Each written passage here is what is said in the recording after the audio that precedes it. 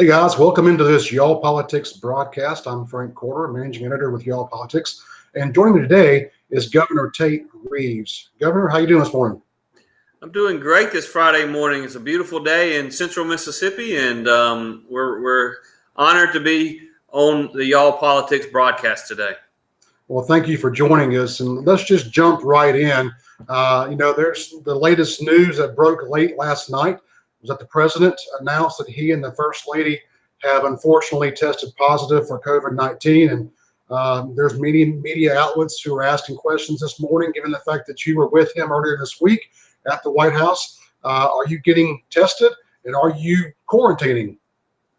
Well, thank you, Frank. I appreciate having the opportunity to be on today. Let me first say that Ely and I and our entire family, on behalf of all 3 million Mississippians, are praying for President Trump and for our First Lady. We know that this virus is real and it treats different people in different ways, but we're certainly praying that God looks over the President and the First Lady, and hopefully throughout this country, we can put politics aside and all agree that we want the president to do well through this and get better. As I look at my time spent in Washington on Monday, I have been tested pretty regularly for COVID-19 over the last 8 months, quite honestly, including earlier this week. If you look at my day in Washington, I spent the vast majority of my time with Vice President Pence, the coronavirus task force. We obviously spent a little bit of time with the president, but it was at the press conference in an outdoor venue in which very, very strict protocols were maintained with respect to the president and social distancing. And so I feel fine right now, feel great, and don't have any reason to believe that under current protocols that it would be necessary for me to self-quarantine. I've done it before, and should that become necessary, I'll certainly do so. But we are praying for the president and Melania. They're wonderful people. When I think about this and the stresses of a campaign, even the governor's race in 2019, just the stresses that the president is under with the campaign and dealing with a pandemic, the likes of which we haven't seen in this country in over 100 years. I know that I'm concerned about him. I'm worried about him. I'm praying for him. And I know that the vast majority of Mississippians, regardless of their political views, are doing the same. Well, and the good thing is the president's health advisors have all said that he's in tip-top shape. He doesn't really have any health concerns, so hopefully he and the First Lady will recover pretty rapidly and get back into the swing of things. So we are definitely praying for him. Now, back to your White House visit. One of the reasons why you were there was that you spoke with the president at the announcement about rapid testing. Tell our people here in Mississippi what that was about. Well, there was a meeting with the leadership of Abbott Labs, and under Project Warp Speed, as initiated by President Trump and Vice President Pence and their team, they actually worked with Abbott Labs to provide up to 150 million rapid tests throughout the United States of America. Now, they negotiated a deal utilizing the power of the federal government in negotiating to only pay $5 per rapid test. But the good news for us in Mississippi is the federal government's going to pay for 100% of that cost. And so the president made the decision the first 50 million of those tests were shipped directly to their priority areas, which included HBCUs, for instance, which is a big deal for Mississippi. The historically black colleges, of which we have 3 in our state, Jackson State, Alcorn State, Mississippi Valley State, are all getting rapid testing. We know that our large universities have the financial resources where they're doing a great job with testing. It's harder for our smaller schools and our HBCUs, and this president recognized that, and they're working to make sure that they receive some additional testing. The other 100 million, after these 50 million have already been allocated, will go directly to governors. And we had a good conversation as to exactly how we ought to allocate those. For me personally, I've talked with Dr. Dobbs multiple times this week, and we have every intention of utilizing those rapid tests to make sure that we not only keep our schools, not only that we have our schools open, but that we keep our schools open, and may even be able to utilize them to incentivize and entice some of the school districts that are not yet open for in-person learning to open, because I believe that they need to. The kids that are in the classroom are learning. I have grave concerns that there are many kids that are not in the classroom in some school districts across Mississippi who just simply aren't getting what they need. And that's something that we're going to continue to work on in the coming days and weeks. Well, this week on Wednesday, you lifted the statewide mask mandate, but left certain provisions in place for schools, like you mentioned, in close contact businesses, as well as increase some attendance at these K-12 outdoor activities like football games to 50%. You've been criticized on the left and the right. The left said you did it too soon. The right has said you shouldn't have done it at all. You've now been sued in federal court. You are also being criticized by a new group within the House called the Freedom Caucus. How have the critics really played any role in your thought processes on this matter? And what do you say to those kind of in the gallery? Well, in the middle of a pandemic, as I mentioned earlier, the likes of which we haven't seen in over 100 years. And I understand it's hard for politicians to do this, but you got to leave your politics at the door. And as governor, I have to make the best decision given the information that I have at that time that I think will properly balance our goal of protecting every single Mississippian and ensuring that if you get the virus, that there is adequate hospital space and healthcare availability such that if you can get better with good care, that you get that good care, while also recognizing that balancing act for ensuring in our just firm fundamental belief in liberty and individual responsibility. And so I don't let the constant complainers get to me. I know that there are those who complain on the right, but the reality is no matter what decision you make, it's either too soon or too late, right. Particularly in 2020, by the way. Everyone, particularly the ones that get on social media, become geniuses, particularly about 9:30 or 10 o'clock at night, Frank. They become absolute geniuses on every decision that needs to be made. I believe that I've been given the best information, the best data available by our public health experts, the best advice that they have. There has not been a major decision that I have made in 2020 with respect to the coronavirus in which I didn't listen intently and for a long period of time for our public health experts. I have nothing but the greatest respect for Dr. Dobbs and Dr. Byers and the entire team at the Department of Health. They are doing great work. That doesn't mean we have to agree on every single thing. Right. But I will say this, our emergency statutes require that the governor look at the data and look at the situation on the ground at the time the decision is made.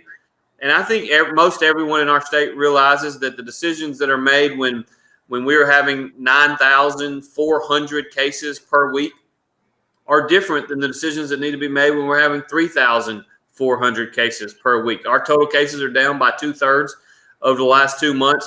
You look at our hospitalizations, you look at the number of patients we have in ICU beds, you look at the number of patients we have on ventilators, and in all of those categories, our current numbers more accurately reflect where we were in March and April than they reflect where we were in July and August. And so, sure. Having said all of that, I want to be clear. I think wearing a mask and staying socially distanced helps. I think it makes a difference. I believe the virus is real. I believe the scientists. I do think that many on the left have overplayed their hand. I think that they are using this in the election because if we were talking about the economy, President Trump wins. If we were talking about federal judges, President Trump's going to win on that issue.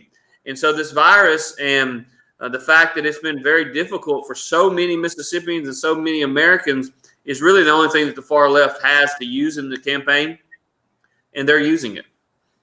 So let's talk about college football just for a second and kind of have just a little bit of fun here. One of the things that's been, questioned is your new order. Does it help increase attendance at college football games, especially given the fact that Mississippi State, the emblem you're wearing right now, just blew out number 4 LSU last week. And then Ole Miss's new head coach, they are really getting the offense going. Does that help open up stadiums for college football? Yeah, that's a great question, and I understand today is Maroon Friday, so I do have my Mississippi State shirt on after their victory over the LSU Tigers on Saturday, a game that I actually got to watch about 3/4 of on TV. And by the way, that's all they want to talk about in the White House. In the West Wing on Monday, they want to talk about that 2:30 CBS game with Mississippi State upsetting the defending national champions. For those people around Mississippi that have the opportunity to see me regularly, they will tell you that whether it's on the soccer field or the basketball court, which I've spent a lot of time on and is my happy place, I wear Mississippi State gear, I wear Ole Miss gear, I wear Southern Mississippi gear, I wear Jackson State gear. And so today I do have my Mississippi State stuff on. What I would tell you about college football is let's remember that when we're talking about large groups, as it currently exists, we're going to have somewhere in the neighborhood of 15 to 20,000 people in the stands in Starkville this weekend, just like we had about that same number in the stands in Oxford this past weekend when they played the University of Florida. And so that's a large number of people. And if it were to become a super spreader event with 20 people in attendance versus a super spreader event with 20,000 people in attendance, the scale is totally different. Right. And so what I would say, the reason we made the decision, and I worked closely with the colleges and universities when we set up that original order, the reason we made the decision that we made to extend it is because we only have one game at Ole Miss under our belt. We got a few games at the University of Southern Mississippi under our belt. But it seems that before we make tremendous changes, because if you'll remember when we put those in place and when we were talking about allowing college football to have fans in the stands, and there are still major sporting events, Major League Baseball and certain NFL games where there are no fans in the stands. When we made the decision to allow college sports in our state and to allow some fans in the stadium, it was pretty controversial at the time on the other side. And so that's kind of the balance that we're dealing with. But we hope to be able to add people as we move over over the next 3 or 4 weeks and maybe even in the next month. But we want to make sure that the evidence in the short run doesn't make that decision more difficult to make. We want to actually see the data. We want to make sure that we're not seeing large number of people having to be in quarantine or getting the virus from going to these college football games. Have no reason to believe that we will, but let's see some data before we change it. And quite frankly, the university presidents, the athletic directors in our state, we've worked very closely with them. They've done a fantastic job. They understand that we have to protect both livelihoods and lives and try to strike a balance, and that's what we've tried to do so far. I'm still looking for a Governor Tate Reeves cutout in the stand somewhere. Just saying.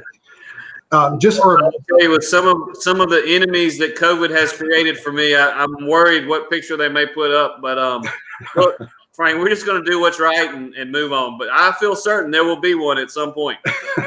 Let's move on to the legislature just real quick.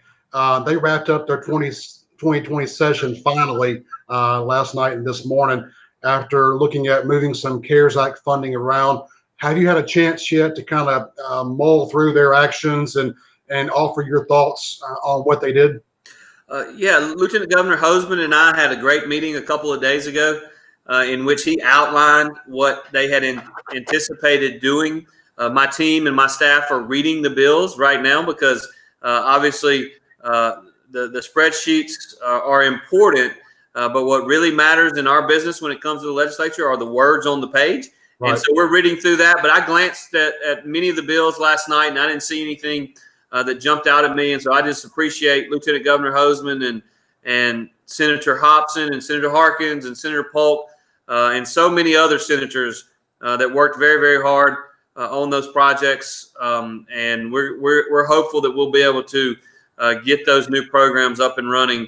I know that the vast majority of them that we are very comfortable with, and I don't know of any snakes in the grass, but we want to just make sure we read those bills and make sure.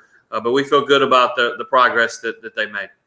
Yeah, there's been some chatter. I'm not sure how credible it is, but there's been some chatter about the legislature or some lawmakers wanting to try to make a session like it was this year each year. What's your thoughts on that? You've sat in that chairman seat in the Senate for 8 years. Extending the session or kind of coming back in and out quite so much, that's got to be trying.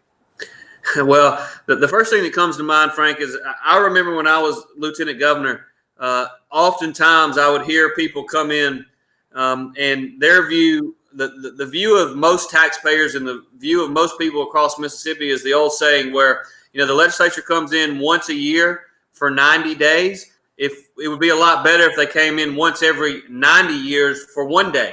And but the fact is, there'll be chatter, but I don't think the taxpayers of Mississippi are interested in a full-time legislature. I think that they are very comfortable with our legislature coming in January of 2021, having a set time frame, them working their 90 days. There's some important pieces of legislation that need to be passed, but work their 90 days as is required and let them go back home. And by the way, I think the majority, certainly of Republicans in the Senate, feel that way. They were elected for a part-time job, which oftentimes turns out to be much more full-time because of the constituent things that they do back home. Sure. But I don't think there are very many Republicans in the Senate, at least, that want to be in session for more than 90 days in 2021. Last two questions, and we'll let you go for the day. One, I'm sure you watched the debate on Tuesday night. Your thoughts on that, and then the second one, I'm sure you're also watching keenly to the U.S. Senate race. Kind of handicap that with me, if you wouldn't mind. Well, the first thing that jumps out at me from the respect of the first presidential debate is that I think it was a debate unlike anything we've ever seen. There's no doubt that it was unconventional. But when President Trump is involved, most everything is unconventional. Here are the 2 points in that debate that stick out for me. Number one, former Vice President Biden's refusal to even say the words law and order, the fact that he could not name one law enforcement group in America that supports him, and his refusal to condemn Antifa and the actions that they are taking in cities all across America. He would not even, he tried to claim that Antifa was more of an idea than it was an organization. Right. Well, it's actually both. And it's an organization that is leading to unrest in major cities across America. And his unwillingness, because of he's scared of the far left, to me at least, makes him unworthy of being president of the United States. The second point that comes out, that comes to mind with respect to the debate, was the fact that former Vice President Biden would not reject the far left's decision and comments in the last week that they are interested in packing the court. That is beyond my ability to comprehend, that he couldn't just say, the American people elected a president in 2016. They elected that president for 4 years, not for 4 months and not for 3 years, but for 4 years. And the vacancy on the Supreme Court must be filled. While it may be unfortunate timing for the far left, it is what it is. And therefore, but his refusal to say that he would not allow the far left to try to pack the court should scare every single Mississippian and every single American as to what the far left is going to do when they control a President Biden if he were to get elected. And so those are the 2 issues that come to mind when I think about the debate. And I think for sure that Americans that are in the middle, that lean center right, are not going to want a court that is packed by Vice President Biden and his far left allies. So how would you handicap the Senate race right now, given the fact the national politics going on, all the pandemic, all the back and forth, and what's happening in our cities? How would you handicap our U.S. Senate race here between Cindy Hyde-Smith and Mike Espy?